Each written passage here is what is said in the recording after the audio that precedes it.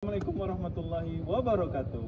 Alhamdulillah anak-anak Ustaz semuanya walaupun hanya berdua, namun ini salah satu tugas kuliah di akhir semester terkait mata kuliah apresiasi dan sastra Indonesia. Tugas pada hari ini yang akan dilaksanakan terkait mendongeng kepada siswa. Dongeng yang akan dibawakan ciri khas di Sumatera Barat yaitu terkait Malin Kundang. Sudah kita ketahui bahwa Malin Kundang sangat terkenal. Cerita ini mendunia malahan. Warga mancanegara sampai melihat ke daerah.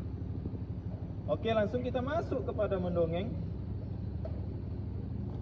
Pada suatu hari ada seorang anak dan ibunya berdua hidup di tengah hutan yang mana hidupnya miskin, tidak memiliki harta yang banyak. Tugas anaknya, pekerjaan anaknya sehari-hari hanya mencari kayu bakar ke hutan. Setiap hari anaknya berjalan, setiap hari anaknya pergi pulang, hutan rumah, sehingga dia merasa bosan tinggal di hutan.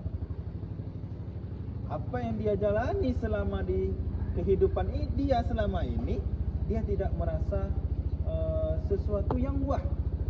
Sehingga apa yang dia jalani, dia berdoa kepada Allah waktu itu. Ya Allah, beri saya sesuatu hal yang kekayaan. Akhirnya pada hari itu pergilah Malin ini ke hutan, berjalan dengan gagahnya. Seorang laki-laki mencari kayu bakar, diambillah kayu bakarnya satu persatu, lalu diikat menjadi tumpukan kayu yang bisa mudah untuk dibawa. Setelah kayu bakar ini diikat, dia bawa pulang. Setiap hari dia bawa pulang. Walaupun kehidupan dia miskin, namun dia tidak pernah lelah untuk berusaha walaupun hanya mencari kayu bakar ke dalam hutan. Esok paginya dia pergi lagi, mencari kayu bakar lagi, mengikatnya kembali dan membawanya pulang. Seperti itu setiap hari. Namun tibalah waktunya, hal yang kita tunggu-tunggu, hal yang kita tidak terduga waktu itu. Pergilah Malin ini ke hutan. Ketika dia mengambil kayu, ternyata di balik kayu itu terdapat batu yang berkilau indah, warnanya emas.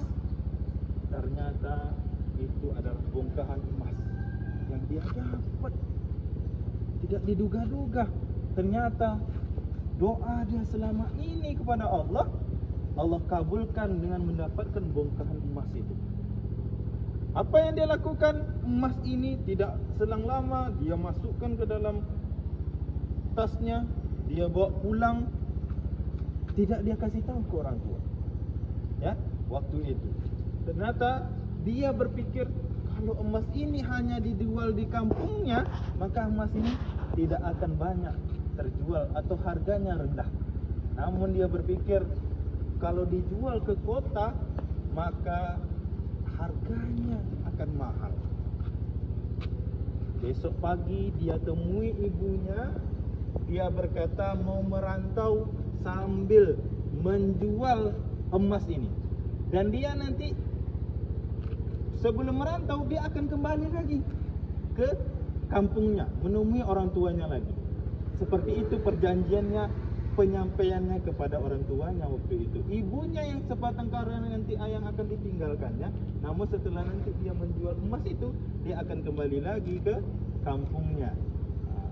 Besok paginya dia berkemas, menyiapkan tasnya, pergi ke seberang pulau sana, pergi ke kota dengan membawa sebongkah emas yang dia dapat di hari kemarin. Tibalah dia pergi bersalaman dengan ibunya, dia meminta doa kepada ibunya, wahai ibu, doakan aku supaya aku nanti selamat pergi dan pulang lagi ke sini. Akhirnya ibunya meridoi untuk dia pergi ke kota menjual emas yang dia dapatkan tadi. Akhirnya pergilah dia, ya, pergi ke kota, dia cari tukang emas, toko emas, dia jual. Ternyata dengan dia menjual emas itu, dia menjadi orang yang kaya raya. Dia berniat ingin mempersunting, menikahi seorang gadis yang kaya. Karena hartanya hasil dari penjualan emas tadi, hartanya jadi banyak, meningkat dari sebelumnya yang hanya mencari kayu bakar. Setelah dia menjual emas, dia menjadi orang kaya raya. Namun apa? Penyampaian dia di awal kepada orang tuanya tadi, dia lupa akan kembali ke kampungnya. Ketika sudah dapat harta kekayaan tadi, dia lupa dengan ibunya, dia lupa dengan perjanjian di awal bahwa dia akan kembali. Sehingga yang lupa tadi tidak diingat lagi, dia pergilah mempersunting seorang gadis saudagar kaya waktu itu, memiliki kapal yang banyak, rumah yang mewah. Akhirnya direstui oleh mertuanya untuk menikah. Akhirnya dengan dia menikah, istrinya ini bertanya, di mana kampung abang? Di mana kampung suamiku? Dia mengatakan ada di seberang pulau sana. Akhirnya istrinya ingin bertemu dengan mertuanya, ibu dari suaminya. Seiring waktu berjalan, suami ini, Malin ini selalu mengelak, tidak mau pulang. Tapi karena keinginan dari istrinya juga kuat untuk mendorong suaminya menemui ibunya, akhirnya pergilah Malin dan istrinya pulang ke kampung Malin dengan kapal yang megah, kapal yang mewah, sampailah berlabuh di pelabuhan di mana kampung Malin ini tinggal. Kepulangan Malin diketahui oleh warga, ya. Ibunya belum tahu, tapi warga sudah tahu.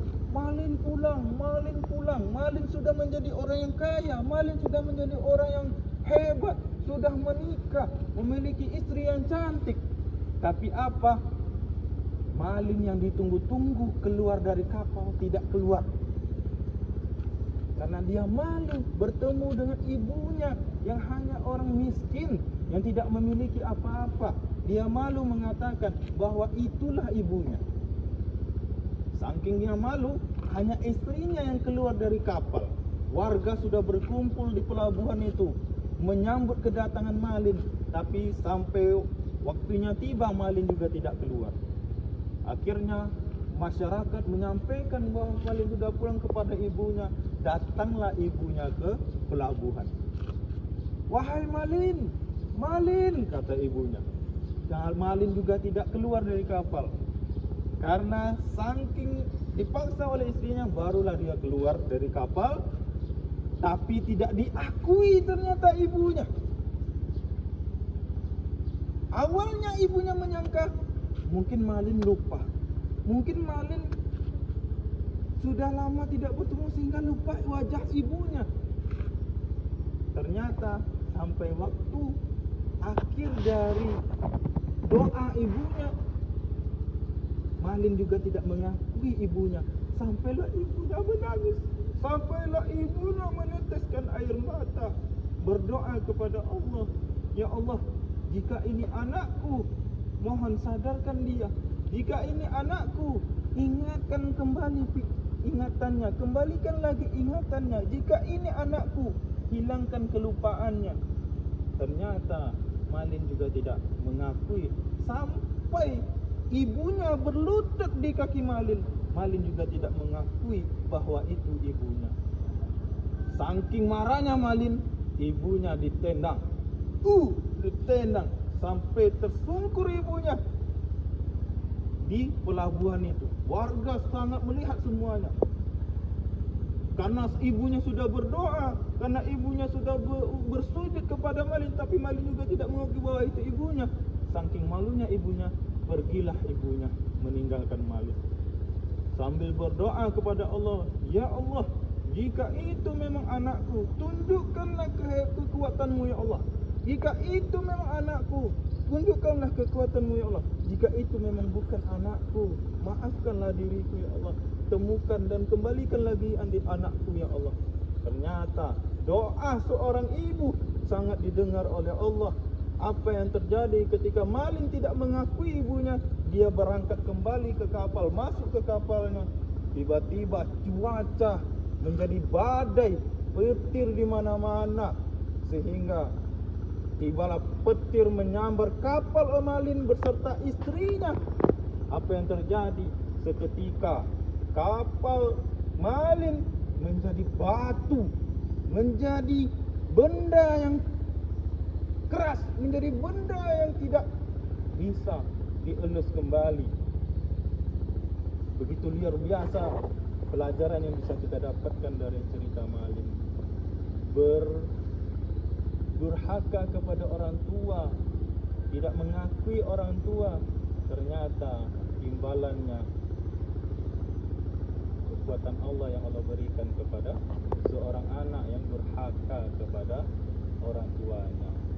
Ini hanya cerita dongeng, tapi kisah ini banyak versinya, sehingga walaupun ini dongeng, ada replikanya di Pantai Air Manis.